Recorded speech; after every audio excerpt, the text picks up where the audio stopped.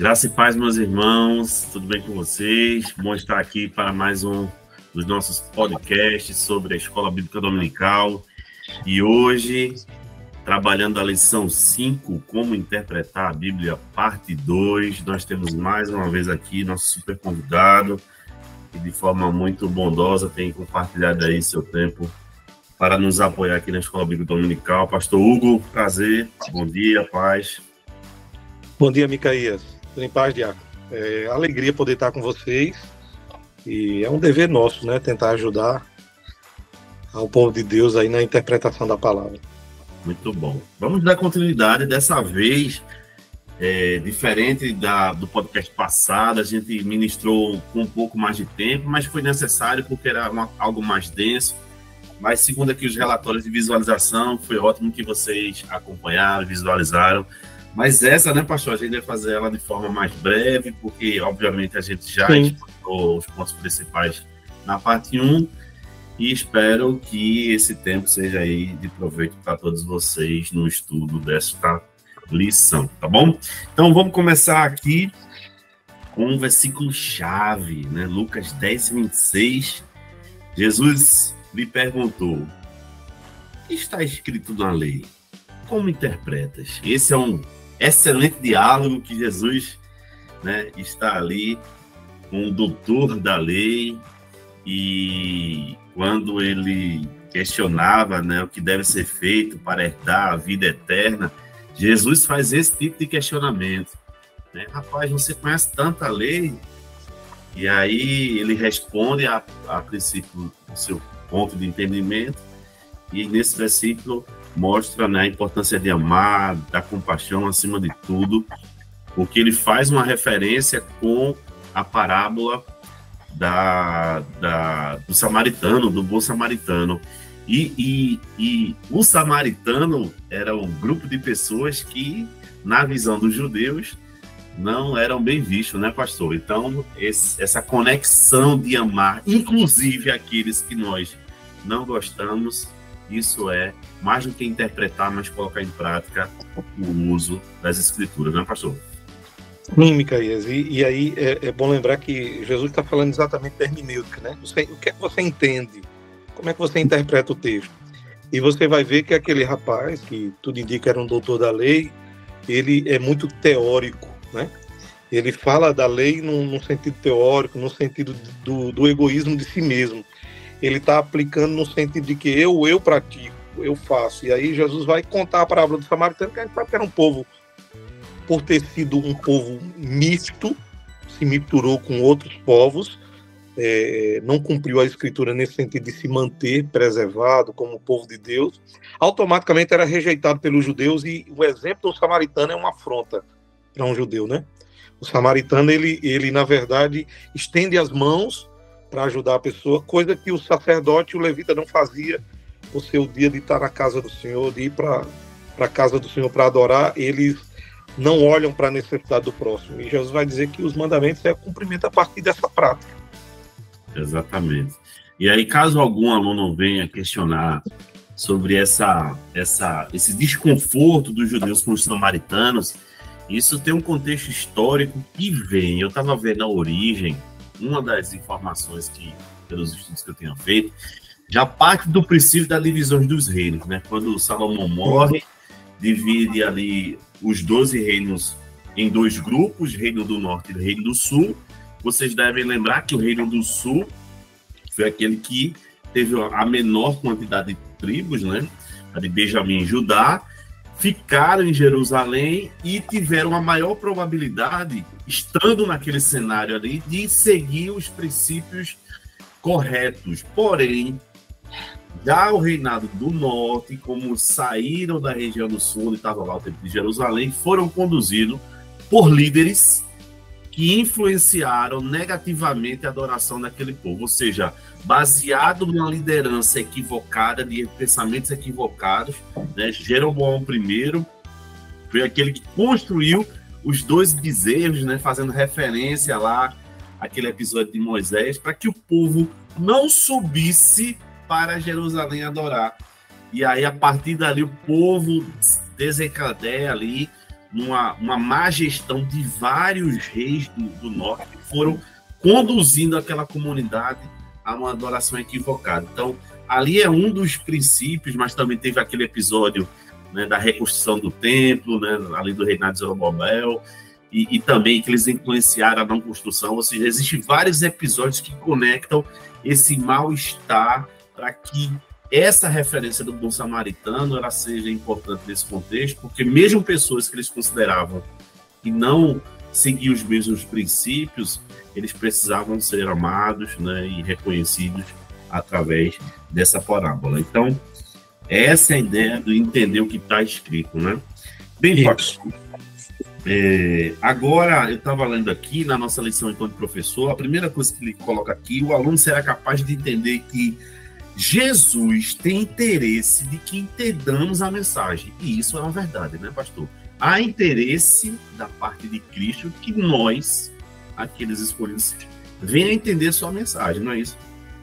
Eu estava dizendo isso ontem à noite lá na doutrina, que não é uma questão do gosto do pastor Hugo ou de outro pastor, de algum irmão, que queira que a igreja estude forçadamente. É uma questão estabelecida pelo próprio Deus. Ele estabeleceu que o conhecimento aprofundado da sua revelação, da revelação que ele dá de si mesmo ao homem, venha pelo meio do estudo da palavra. Por isso que Paulo vai dizer em Romanos 12, que entre os dons que estão lá, daqueles que ensinam e pregam, ele diz que aquele que faz isso, esmere-se no fazê-lo. É preciso entender que a revelação precisa ser estudada para ser entendida, tem que ser bem explicada, para que você possa ser assim alimentado espiritualmente por meio da palavra. Pois a Bíblia diz lá, Paulo vai dizer em Romanos 10, que a fé vem pelo ouvir, e ouvir a palavra. Muito bem. E aí o primeiro parágrafo, ele já aqui nos faz com que possamos refletir sobre o que já nós estudamos, né? A Bíblia é infalível quando corretamente interpretada. Isso a gente viu baseado na importância de aplicar os princípios, né? Que é o princípio da interpretação bíblica, que é trabalhar a partir do princípio de que a Bíblia tem autoridade e a Bíblia explica a Bíblia. Então aí ele já mostra para os alunos, reforça essa afirmação de que a Bíblia, quando é corretamente interpretada, é a voz de Deus, né, pastor? Isso, e aí a gente não pode negar esse princípio de autoridade, que vai cair naquela ideia da Bíblia como revelação, como inspiração, e subsequentemente também como iluminada, né? O Espírito ilumina a nossa mente para entender a revelação e viver de acordo com essa revelação que é a vontade de Deus para nós. Mas eu queria começar, Micaías, pontuando aqui, esse princípio da autoridade a gente já falou e traz uma demanda muito grande, porque muitas pessoas hoje olham para a Bíblia como um livro simples, mas a Bíblia é um livro onde está registrado, inspiradamente, a revelação de Deus. Deus se revelando para nós, através da Escritura. Isso quer dizer, Deus não está revelando qualquer coisa, Ele está revelando o seu entendimento, aquilo que está na sua mente, né? Que está oculto. Por isso que Paulo, escrevendo aos Romanos, acho que é no capítulo 8, ele vai dizer que quem conhece a mente do Senhor? Né? E aí, quem conhece? Ninguém, senão o próprio Espírito. E aí, por isso que o Espírito é o autor da revelação. Ele traz a revelação de Deus para nós, ele inspira o texto e homens para escrever, e ele ilumina. Sendo assim, quem conhece a mente do Senhor? O Espírito Santo. E nós, hoje, conhecemos porque ele revelou que estava na sua mente e está escrito na palavra, né? Esse é um ponto importante. Mas eu queria fazer uma ligação aqui, Micaías, já com o primeiro ponto, que é uma continuação. Ele fala aqui sobre a necessidade de novo nascimento. E aí, os professores podem fazer uma ligação entre a história lida, que é sobre o doutor da lei, que Jesus pergunta para ele o que está escrito na lei, como ele interpreta, como ele entende. Por que esse moço tem dificuldade de entender? Ele tem dificuldade de entender porque, para se entender a Escritura, é preciso ter o auxílio do Espírito Santo. Exatamente. Não basta ser um doutor da lei. Nicodemos também era um doutor da lei. Esse jovem também era um homem profundamente conhecedor das leis, da lei moral, e praticante, parece-me, apesar de observa uma coisa aqui interessante, a má interpretação traz uma má prática. Esse rapaz conhecia a lei, mas praticava a lei de forma errada, incompleta, não da forma como deveria ser. Por isso que a interpretação é tão importante. E aí, para ter essa interpretação, não é só ter a capacidade técnica de interpretar, é preciso ser uma pessoa que nasceu de novo, ter o Espírito Santo, porque, como eu disse aqui, o Espírito Santo foi quem trouxe a revelação a nós, foi quem capacitou os autores a escreverem, né? E mostrando o quanto é importante a ação da inspiração, e ele ilumina. Se não há uma ação do Espírito, logo essa interpretação é limitada. É preciso haver a intervenção do Espírito. Por isso que John Stott vai dizer que quando a gente vai pregar, a gente precisa estudar e orar. Estudar para poder se aprofundar nesse conhecimento, mas pedindo o auxílio do Espírito, porque o Espírito é a melhor pessoa para interpretar a própria Bíblia, porque foi ele quem a revelou. Perfeito, pastor. E aí eu lhe pergunto, seria uma boa prática, né, nós, ao pegarmos a Bíblia, a gente fazer essa de forma muito humilde, né, essa oração, esse pedido, para que o Espírito de Deus possa nos conduzir, né, na iluminação do entendimento, porque em vão, eu entendo a partir desse tópico, em vão são meus certificados, em vão é o meu conhecimento, né, teórico da ciência, da natureza, se o Espírito Santo ele não iluminar para que eu venha a entender. Então, é uma prática assertiva, eu de forma muito humilde, ao ler a palavra do Senhor, pedir o auxílio do Espírito Santo para que ele possa me conduzir no entendimento, pastor. Sim, Micaías, as duas coisas devem andar junto. Quando Pedro diz que a gente deve crescer na graça e no conhecimento, é porque as duas coisas se completam. Eu preciso ler e estudar e me esmerar em estudar a Bíblia para que eu possa entender a revelação de Deus, mas eu preciso do auxílio do Espírito Santo, porque nem sempre o texto será entendido pela interpretação humana. É preciso o auxílio do Espírito Santo para que a gente possa entender o que o Espírito quis revelar ali. É claro que existem enciclopédias, comentários de homens que já oraram e tiveram o auxílio do Espírito Santo para trazer aquela interpretação. Mas não custa a nós também, ao lê-los, também pedir ao Espírito Santo. E é assim que eu sempre faço. Quando eu vou ler um texto, quando eu vou meditar num texto, quando eu vou preparar uma mensagem, orar sempre demonstrando dependência na pessoa do Espírito, no auxílio dele, para que a interpretação venha de acordo. E quantas vezes eu comecei a orar e estudar e aquilo veio na minha mente, e quando eu fui olhar nos comentários, estava equiparado com os comentários, com o que aqueles autores escreveram, estava próximo, né, e parecido. E isso é muito bom, porque mostra o quanto o Espírito Santo nos auxilia. Agora, eu não devo deixar um em detrimento do outro. Claro. Todos os dois são importantes. Muito bom. Obrigado, pastor, pela explicação. E aí, só para que todos possam entender, nós estamos trabalhando os princípios da interpretação bíblica que começamos na lição anterior. Onde o primeiro era trabalhar partindo do princípio que a Bíblia tem autoridade. O segundo item, a Bíblia e o Espírito que explica a Bíblia. O terceiro, que está contido na lição 5, né, que é o novo nascimento que agora nós acabamos de entender. E vamos agora para o quarto princípio. E esse quarto princípio, eu glorifico a Deus, porque nós temos na nossa igreja um pastor que já nos ensinou sobre essa perspectiva, né? Interpretar a experiência pessoal à luz da Bíblia e não a Bíblia à luz da experiência pessoal. Não são as nossas experiências que têm que estar acima, né, do ensinamento bíblico, que é uma prática muito comum. E dessa prática surgem falsos ensinamentos e falsas orientações, porque ela tange o princípio das emoções, da conexão emocional, mas foge do ensinamento verídico da palavra de Deus, né, pastor? Micaías, você ressaltou bem, a gente sempre tem tocado nesse ponto, porque as pessoas são tendenciosas a quererem, não sei qual é o sentido, muitas das vezes, mas aparenta querer confrontar a Escritura com a sua experiência. E a gente vê que aqui existe um princípio de autoridade irremovível. A Escritura está acima da experiência. Como a Escritura está acima da Igreja. A Igreja Católica nunca entendeu isso. A Igreja Católica coloca a experiência, ou melhor, coloca a Igreja acima da Escritura. E é o contrário. A Igreja existe porque existe a Escritura, né? A Igreja Católica não pode colocar a própria Igreja acima da Escritura, porque a Escritura ela determina como a igreja deve viver, como a igreja deve ser, né? E a Escritura tem um padrão de como a igreja deve ser. Só que a gente critica a Igreja Católica e a gente esquece de que nós, protestantes, no movimento pentecostal e neopentecostal dos nossos dias, a gente coloca, assim como a Igreja Católica coloca a Igreja e o Papa, a palavra dele acima da Escritura, a gente coloca agora a experiência acima da Escritura, né? A experiência que eu tive orando, ou jejuando, ou uma visão, ou um sonho, eu agora me guio por essa experiência e não submeto essa experiência às Escrituras. Esse é um erro muito grave, porque a palavra, ela julga nossas experiências. Ela diz se as nossas experiências são verdadeiras ou não. Ou melhor, as nossas experiências devem estar sempre abaixo das Escrituras.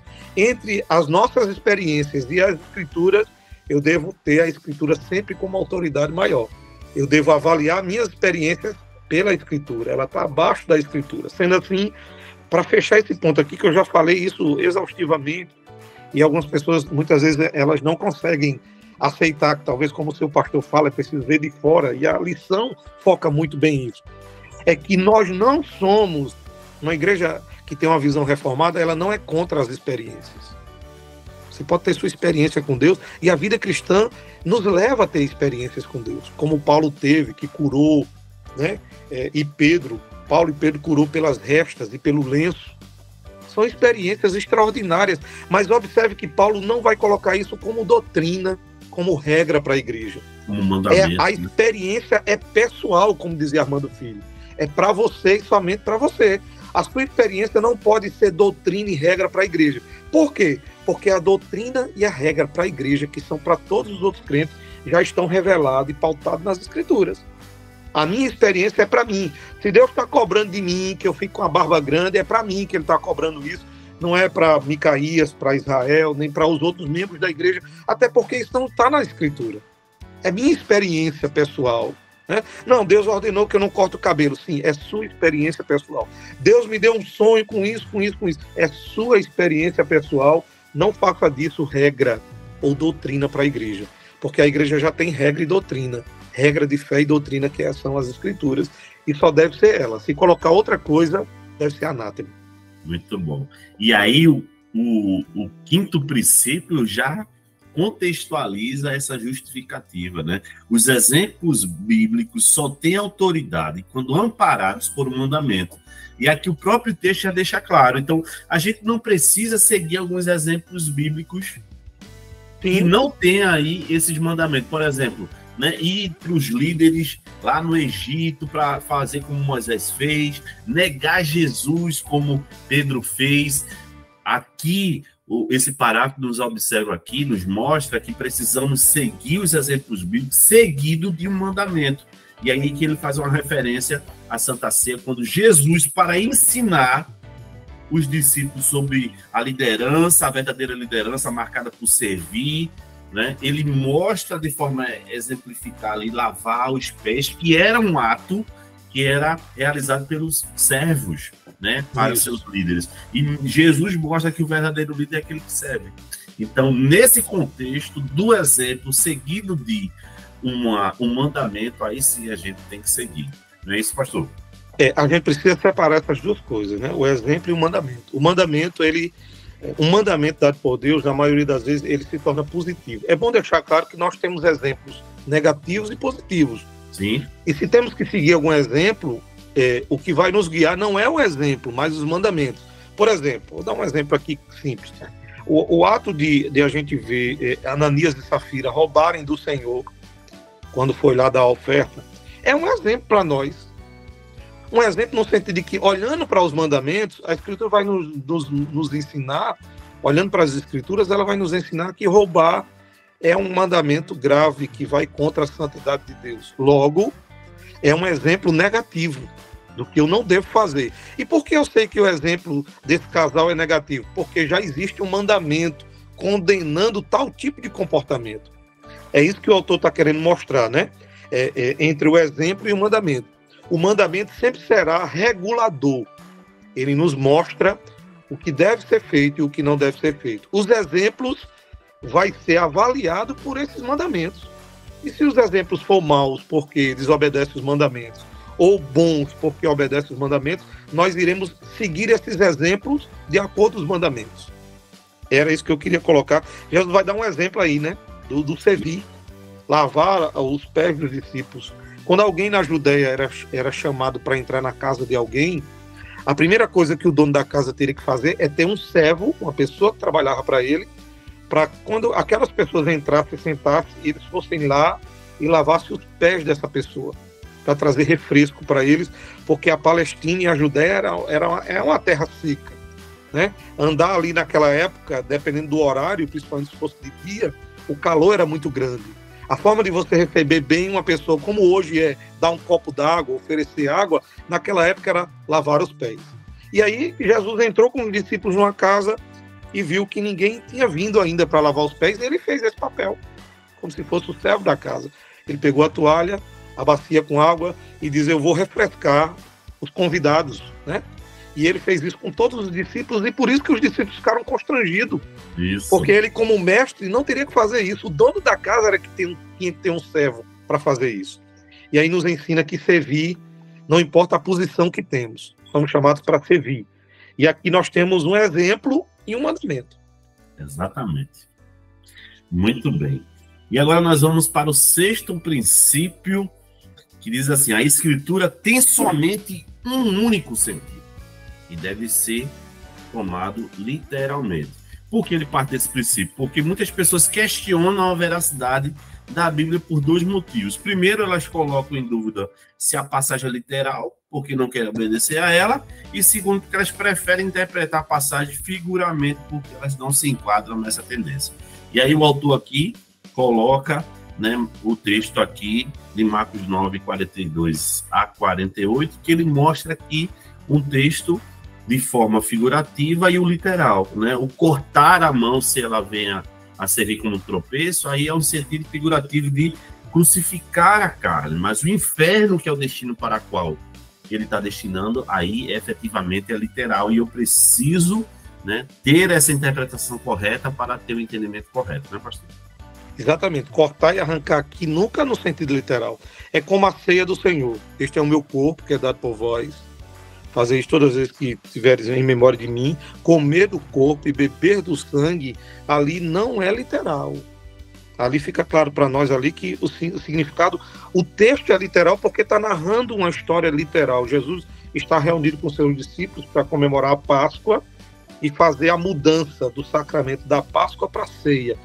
E aí, naturalmente, ele pega um pão e um vinho literal, mas faz uma aplicação clara ali do sentido figurado.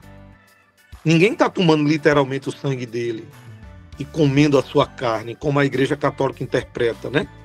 Você precisa, para você ter uma interpretação literal, você precisa deixar com que o texto fale. A gente já falou isso anteriormente.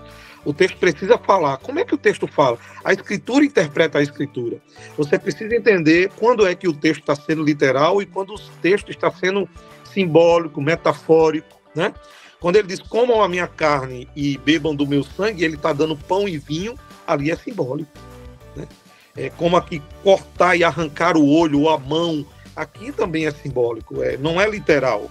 Logo, como é que eu interpreto a Bíblia literalmente? É lendo tudo que está nela literalmente? Não. Eu vou ter a interpretação correta, literal da Escritura, quando eu respeito que tipo de literatura o autor está usando. Por exemplo, como a gente falou aqui, Micael pregou sobre o Salmo 1 domingo, né? É bem-aventurado o homem que não anda segundo o conselho dos ímpios, não se detém no caminho dos pecadores, não se assenta na roda dos escarnecedores. Tudo aqui está literalmente. O texto, na sua interpretação literal, está sendo literal. Mas quando a gente vai para o verso 3, ele vai usar o simbolismo. Ele será como uma árvore plantada junto a ribeiros de água. Espera aí, eu não sou uma árvore. Mas, para dar a interpretação correta do texto, eu preciso entender que o autor está usando ali um tipo de linguagem que não é literal.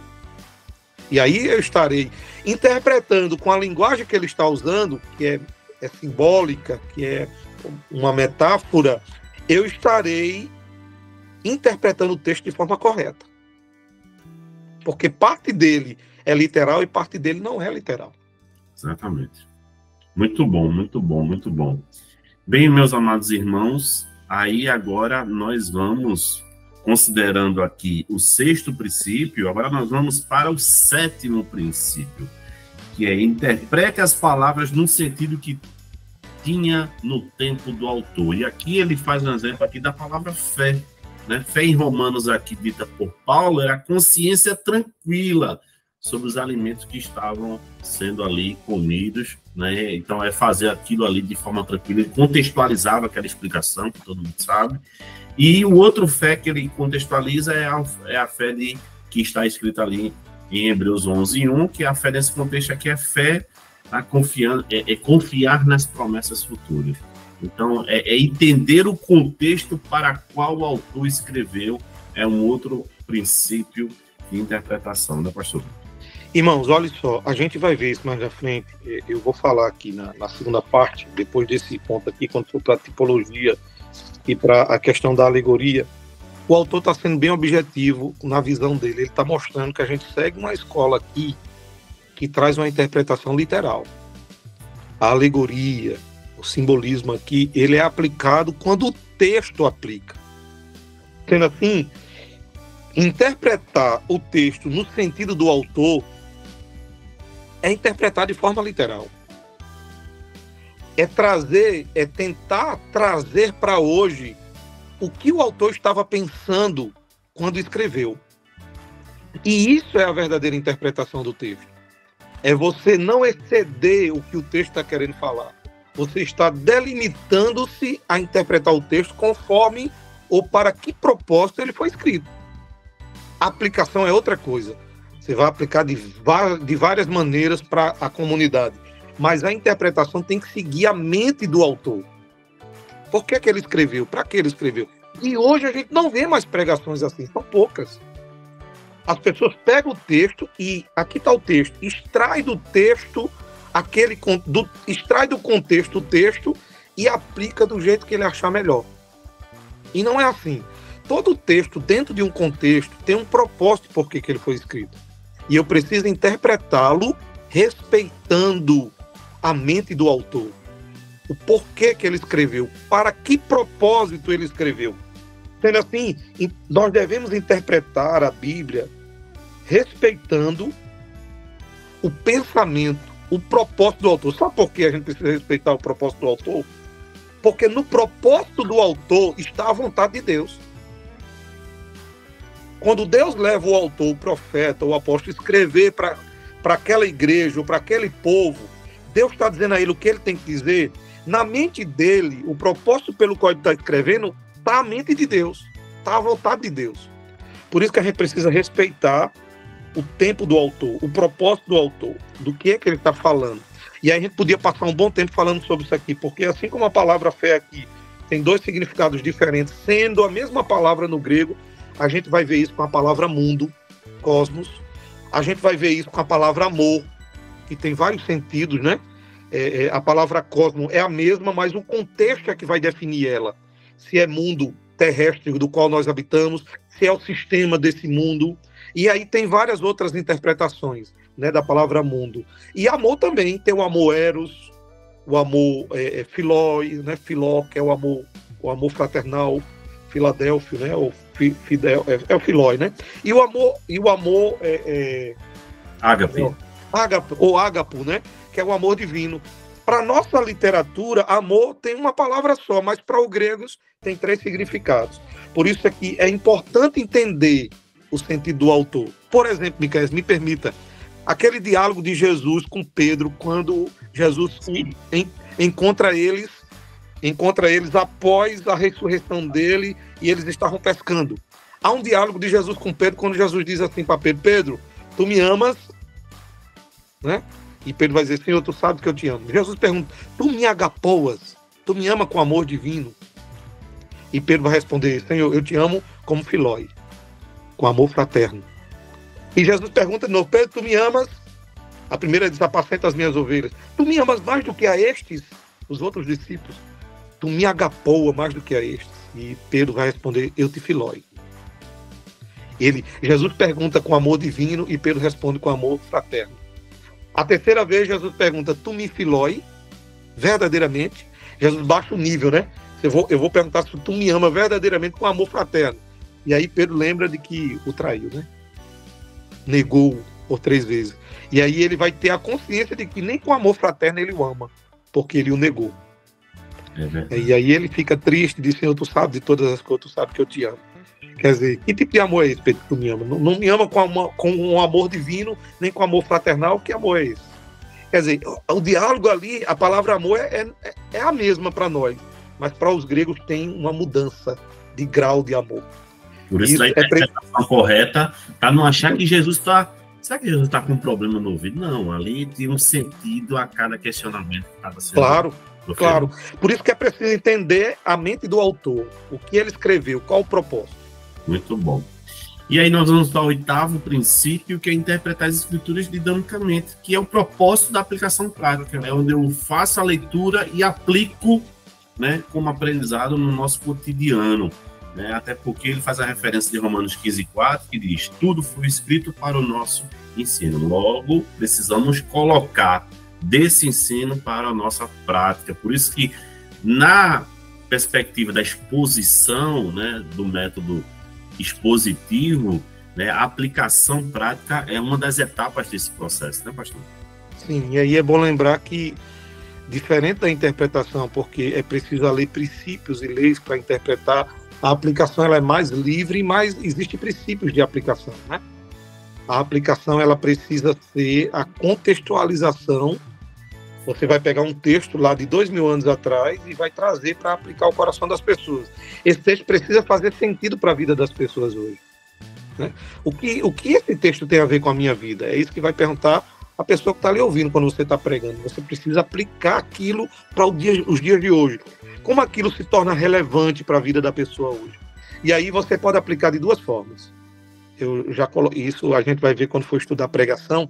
Você pode aplicar quando vai explicando o texto, e você pode aplicar no final, trazer uma série de aplicações do texto que você explicou, né? Você pode explicar e aplicar ao mesmo tempo, e você pode só explicar e no final fazer as aplicações. Mas é preciso aplicar, porque como diz o autor aqui, o Heineken, se você observa, interpreta e não aplica, você está criando um aborto, né? Você não está concluindo, é preciso haver aplicação. E a aplicação é o meio pelo qual o Espírito vai fazer uso daquilo que foi lido e explicado de forma correta, agora será aplicado de forma correta ao coração do povo, né? Tudo aquilo que é lido e é explicado é preciso ser aplicado. Hernando Dias Lopes diz que são 3 estágios da pregação, né?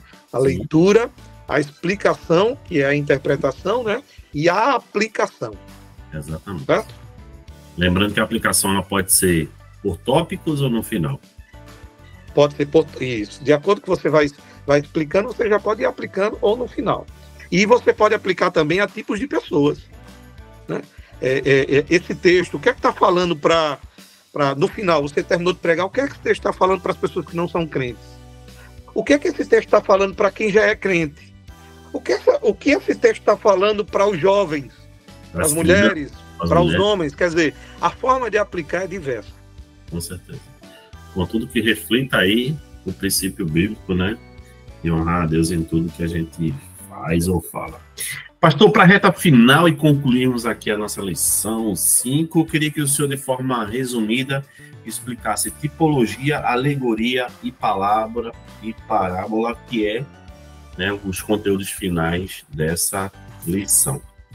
Muito bem, Micaías. Essa parte aqui é uma parte importante para a gente, e eu queria começar colocando uma coisa aqui importante. Nós temos 2 escolas de interpretação na história. E essas 2 escolas, é importante que a gente aprofunde isso mais na frente, mas observe, as 2 escolas são a escola de Alexandria e a escola de Antioquia. E das 2 é que o autor tirou aqui os princípios de interpretação, tá certo? Fica claro para nós aqui que o princípio de interpretação aqui é usado da escola de Antioquia. E essas 2 escolas têm 2 modos de interpretação. Por exemplo, a escola de Antioquia, que é usada aqui como modelo, ela usava o método literal histórico. E era usado aqui por João Crisóstomo e outros grandes escritores, João Calvino, né? Por Lutero e outros grandes reformadores e pais da igreja, né? Sendo assim, o uso do método histórico literal está claro aqui para nós. Ele trabalha a partir da tipologia, né? Ele respeita o texto literalmente e historicamente, né? E aí a gente precisa entender isso aqui claramente. Tem que ficar bem claro para nós isso. É que, primeiramente, se vê o sentido literal do texto. E quando a gente vê o sentido literal do texto, nós iremos poder extrair dele o sentido espiritual. O sentido espiritual é extraído do sentido literal. Primeiramente, tem um sentido literal. Quer dizer, dentro do próprio sentido histórico, do que podemos chamar aqui do sentido literal do texto, é que a gente vai tirar as lições para a aplicação da vida espiritual da igreja. Essa é a definição da visão da escola de Antioquia. Trabalha o método literal histórico. Não acrescenta nada, nem tira nada. Diferente do método da escola de Alexandria, que é o método usado alegoricamente. Esse método espiritualiza tudo. E aí era usado por Orígenes e Clemente. Aqui é diferente. Irmãos, escute bem os professores. Primeiro se traz a interpretação espiritual. E não há tanta importância com o sentido literal histórico. Sempre a aplicação espiritual. Vem antes. Na escola de Antioquia, que o método é histórico literal ou literal histórico, primeiro se vê o contexto histórico. E o que o autor quis dizer literalmente, para depois trazer a aplicação espiritual. Pastor, tem muita diferença entre essas duas coisas? Tem muita diferença. A interpretação alegórica foi desenvolvida primeiramente na Grécia, no século III, por Romero e outros, né? E o objetivo é, nós precisamos extrair do texto o que é espiritual. E aí, irmãos, isso traz sérios problemas. Porque, por exemplo, vamos pensar na história do samaritano, do bom samaritano, a parábola do bom samaritano. Você precisa entender o sentido histórico e literal. Por que Jesus está usando aquela parábola? Como a gente falou aqui, ver a história da nação, por que existe essa guerra entre judeus e samaritanos. Essa parte histórica, literal, é que vai nos fazer entender e aplicar de forma correta. Mas a escola de Alexandria, que é um método alegórico, vai fazer assim, ó. Não. O que está acontecendo aqui é o samaritano é o pecador. Eles já começam aplicando, né? Eles não interpretam, eles já aplicam. Os sacerdotes e os levitas são os crentes. O homem que foi atacado é o ser humano no pecado. Quem o atacou, o ladrão, é o diabo. E o samaritano é o papel da boa pessoa, que é o exemplo que a gente deve seguir. Mas observe que ele pega a pessoa e leva a pessoa para a hospedaria. A hospedaria é a igreja. O sentido alegórico vai dizer isso. E que ali tem uma pessoa recebendo essa pessoa naquela hospedaria. Na verdade, ali é o Espírito Santo. Certo? E que a pessoa que traz, o samaritano que traz essa pessoa, que aqui é um tipo de Jesus, ele vai dizer que é Jesus, vai deixar aquela pessoa lá e vai pagar antecipado pelo tempo que ela está ali. E vai dizer, quando eu voltar, eu pago o restante. Por isso que é Cristo, porque ele volta, é a segunda vinda. E aí, irmãos, é muito bonito essa alegoria toda, né? Mas não é essa a ênfase do texto. Quando Jesus deu o exemplo da parábola, ele não estava querendo enfatizar sobre essa questão da sua segunda vinda, que ele era o samaritano, que o Espírito Santo era o dono da hospedaria, que a hospedaria era a igreja. Não é nada disso. Ele está contando uma parábola, uma história, né, que vai se equiparar com um princípio que ele quer ensinar, uma doutrina, um ensinamento importante, né? Ele está contando algo que é muito parecido com o que ele está querendo ensinar. Sendo assim, lembre-se, existem duas escolas, a de Alexandria, que é um método alegórico, eles sempre vão espiritualizar todo o texto. E nem sempre o texto ele está ou deve ser espiritualizado, né? E você precisa ver primeiro o sentido histórico, né, literal do texto, para depois você fazer as aplicações espirituais. ok? E nesse sentido aí, me permite, Ivan Micaías, a gente entra na questão dos tipos, né? Dos tipos. O tipo, e ele vai definir bem aqui, eu não preciso falar isso para vocês, há vários tipos, né, proféticos, né? Ele vai falar aqui dos cristocênticos.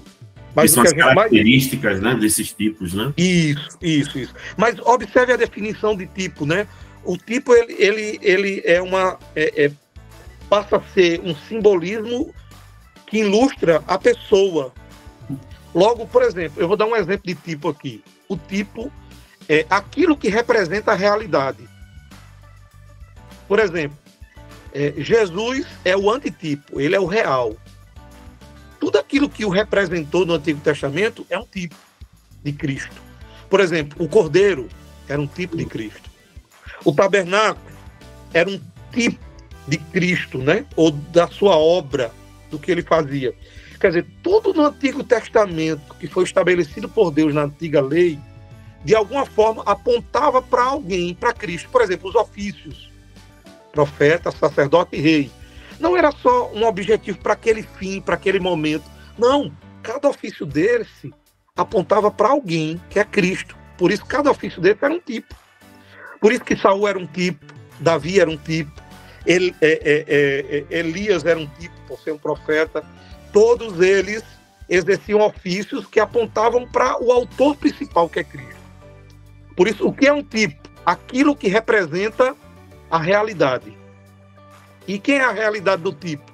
É Cristo, aqui, que a gente está dando exemplo. Por exemplo, quando a Bíblia diz assim que ele foi como ovelha muda, um matadouro, ali está apontando para Cristo. A ovelha, né, o cordeiro, é um tipo de Cristo. Ele é a realidade. Aquele cordeiro é, na verdade, a sombra, é um simbolismo, é um tipo, aponta para ele, a realidade é Cristo. Sendo assim, tipo é sempre algo que aponta para uma realidade. Por exemplo, Canaã é um tipo da Canaã celestial, né? Jerusalém é um tipo da Nova Jerusalém. E assim por diante. A gente precisa. Quando a Escritura usa no Novo Testamento o Israel de Deus, não é apontando para a nação étnica. O Israel de Deus hoje é a igreja. Isso. Porque Israel no Antigo Testamento é um tipo da igreja hoje. E assim sucessivamente. E aí ele segue, né, explicando o terceiro item depois de tipologia, alegoria, e inclusive ele faz uma referência de uma única citação que Paulo escreve aqui, né, em Gálatas. Isso. Uma única referência quando ele pega a história lá das esposas de Abraão, Agar e Sara, e aí ele deixa claro que ali é uma alegoria. Mas como o senhor falou, né, na escola de Alexandria, eles seguem essa metodologia que acaba sendo equivocada, né, pastor? Equivocada, Miquel, em que sentido? Entendam bem. A escola de Alexandria, que usava o método alegórico, queria alegorizar tudo. E não pode. Eu não posso espiritualizar a narrativa bíblica sem que primeiro eu entenda o sentido literal e histórico dele. Essa é a questão. Alegorizar é errado? Não, porque a gente vai ter um exemplo aqui de Paulo. Paulo vai fazer uma alegoria no capítulo 4 de Gálatas, quando ele faz uma comparação entre a escrava, que era Agar, e Sara, que era a esposa verdadeira. Uhum. E ele vai apontar aí dois tipos de igreja. Aliança, né? De aliança, duas alianças e dois tipos de povo. O povo que verdadeiramente é o povo de Deus e o povo que não é. Ele se refere ao Sinai e tal, e ele faz exatamente. Ele diz que estas coisas são alegóricas porque essas mulheres são duas alianças. Uma, na verdade, se refere ao Monte Sinai, que gera a escravidão. Isso. H é o Monte Sinai, na Arábia, corresponde a Jerusalém atual, que está em escravidão com seus filhos. Mas Jerusalém, lá de cima, é livre, na qual é a nossa mãe. E aí ele faz essa alegoria, né? E interessante que Paulo foi muito bom, porque Paulo é muito entendido, ele está dizendo que está fazendo uma alegoria. Mas existem autores na Bíblia que vão fazer alegorias e não vão dizer, isso aqui agora que eu vou fazer uma alegoria. Eles não dizem. Eles transformam a leitura literal para uma alegoria sem explicar que está fazendo uso da alegoria. Paulo aqui faz uso da alegoria. E é interessante que é o único texto no Novo Testamento que usa a palavra alegoria, né? Mas você não, entenda bem, irmãos, não é errado usar alegoria quando o texto está falando alegoricamente. O problema é eu querer pegar o texto na sua literalidade, ele trabalhando a parte histórica literal, e eu fazer uma alegoria a partir dessa realidade histórica literal. Eu estarei forçando o texto. Agora, quando o texto está sendo alegórico, eu devo usar os princípios alegóricos para interpretá-lo. É isso. Sendo assim, a alegoria é falar simbolicamente, né? É fazer uso de símbolos. Paulo vai fazer isso em Gálatas, né? E aí devemos fazer a diferença entre... Naturalmente, o autor vai dizer aqui que a gente precisa fazer uma diferença entre alegoria e parábola, né? A alegoria é uma figura de linguagem, ou seja, um recurso especial de que se vale quem fala ou escreve para comunicar a expressão mais forte, né? Ou de forma mais colorida, mais intensa, mais bela da história. A parábola, irmãos, não é só uma alegoria, é um gênero literário.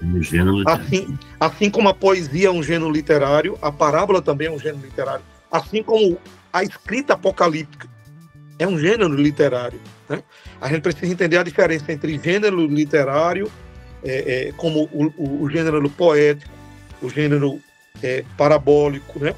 Apocalíptico. São gêneros que já existem. O simbolismo é usar alguma coisa para dar uma ênfase maior, né? Através de uma metáfora ou outro tipo de simbolismo, ok? Eu acho que isso ficou claro, né? Isso ficou claro, sim, e o senhor acabou também de falar sobre essa parábola, né, que também é utilizada por Jesus, que é esse gênero literário e Jesus conecta o ensinamento a grupos de pessoas, por isso que ele coloca como interpretar as parábolas. Ele diz a primeira coisa aqui, né, determine o auditório. Jesus está falando, né, ele fala a espectadores diferentes e para cada um deles ele coloca a descrição das parábolas para que essas pessoas pudessem entender baseado, né, nessas histórias que, por isso que o termo aqui, curso significado literal, é colocar lado a lado, ou seja, garantir esse entendimento baseado em coisas que eles tinham acesso ali para ficar claro, para que eles possam entender. E outra coisa, muito bem, Micaías, outra coisa que precisa colocar aqui é que as parábolas é colocar ao lado, é pegar uma história para poder explicar outra, ou trazer um ensinamento. É bom deixar claro que algumas pessoas dizem, mas a parábola não tem verdade. A gente precisa entender para quem ele está falando e por que ele está usando aquela parábola. O contexto vai dizer por que ele está usando. É o sentido, entendeu? Que a gente tem que entender, e todas têm um sentido. Por isso que é necessário o sentido literal histórico. Quando Jesus vai falar uma parábola, ele vai falar uma parábola para poder trazer algum tipo de ensinamento do qual os discípulos estão questionando, os fariseus, e por meio daquela parábola ele vai trazer o significado, ele vai explicar o que aquilo significa. Quer dizer, primeiramente é preciso ver o princípio literal histórico. O que está acontecendo ali naquele contexto para Jesus usar aquela parábola? E aí, quando você entende aquele contexto, você vai entender por que ele está usando a parábola e você vai entender o significado dela, porque é colocar ao lado. Quer dizer, é uma história que está sendo contada por Jesus, seja real ou fictícia, mas que vai trazer ensinamentos reais. É isso que significa a parábola, resumidamente. Muito bom, pastor.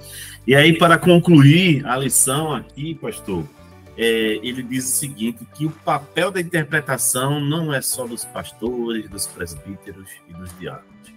O princípio da interpretação bíblica é uma tarefa de todos, pois Deus deseja que todos os homens cheguem ao pleno conhecimento da verdade, como está em 1 Timóteo 2 e 4. Esse é um desafio, né, pastor? Que nós temos. E aí, por isso que... Desculpe, viu? E por isso que eu preciso lembrar o que eu citei a vocês lá na primeira lição. E a reforma, quando se levantou, ela não tinha como propósito de dar a nós a livre liberdade para interpretar ao nosso gosto.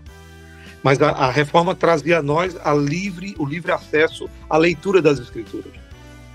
Para interpretar também, mas, lembre-se que eu disse, para interpretar é preciso seguir princípios, regras, que são estabelecidos para que tenha uma boa interpretação, que a gente viu lá na primeira lição.